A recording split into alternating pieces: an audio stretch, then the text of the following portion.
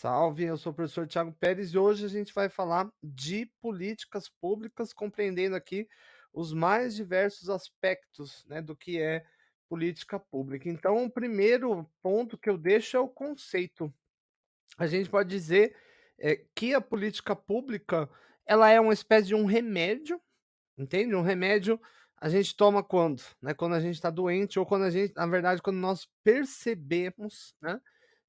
E um problema público ele entra nessa perspectiva. Aliás, ele um problema público ele é, sobretudo, um conceito subjetivo, porque ele só vai existir em um único lugar, em verdade, na nossa cabeça. Ou seja, ele só vai de fato, incomodar, seja uma grande quantidade de atores, né, ou ao contrário, uma pequena quantidade, né, mas atores de muita qualidade, por assim dizer, a partir do momento, em que, essas coisas forem percebidas, né. Eh, então dentro desse sentido a gente pode dizer o seguinte, que um problema público ele vai se externalizar a partir do momento que você tem a deteriorização do status vigente, né, ou seja, você tem uma queda na qualidade, por exemplo, dos serviços públicos, ou ainda se vislumbra uma oportunidade, como por exemplo no caso do 5G, ou ainda há uma mudança na percepção das pessoas. Como, por exemplo, o meio ambiente. Há pouco tempo atrás não era uma pauta prioritária e hoje, né, vem migrando para o centro da agenda das políticas públicas. Então a gente pode dizer o seguinte, que uma política pública nada mais é do que uma diretriz, ou seja, um remédio elaborado para se resolver, para se enfrentar esse problema público. Agora, vou dar um exemplo, 2 exemplos, na verdade, né. Na Dinamarca, por exemplo, é comum em outros lugares, né, mas em específico na Dinamarca, os restaurantes fornecem água de graça para as pessoas. E aqui isso é uma lei, e isso deriva da necessidade básica das pessoas de ao menos se hidratar.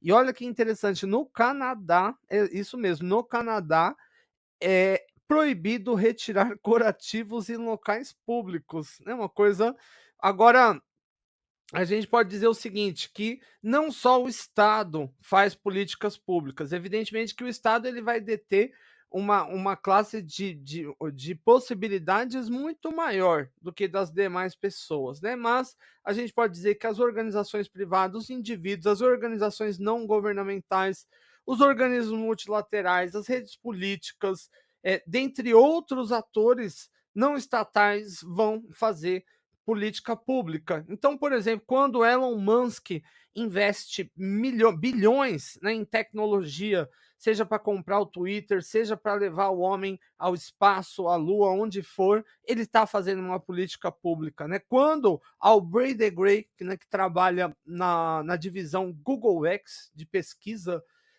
desenvolve uma tecnologia que permite nós pensarmos na extensão da vida humana, isso é uma política pública.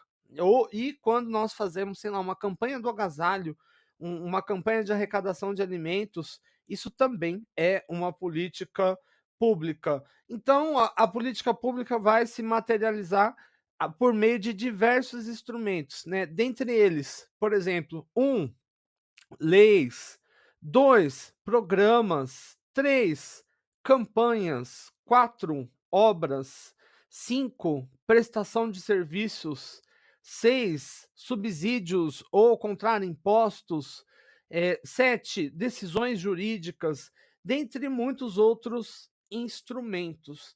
E nesse sentido, esses instrumentos vão atuar nos mais diversos segmentos, como, por exemplo, saúde, educação, habitação, saneamento, meio ambiente, que é uma questão que vem ganhando muita notoriedade, assistência social, cidadania, cultura, ciência, dentre tantos outros. Né? Então, para a gente definir problema público, é uma doença, é uma enfermidade, é algo que demanda tratamento, política pública, é o tratamento, né, oferecido no caso do problema público e instrumentos, né, são os objetivos de ação. Então, para a política pública existir, eu tenho que ter mais ou menos 2 coisas. Aliás, eu tenho que ter muitas coisas, mas pelo menos 2.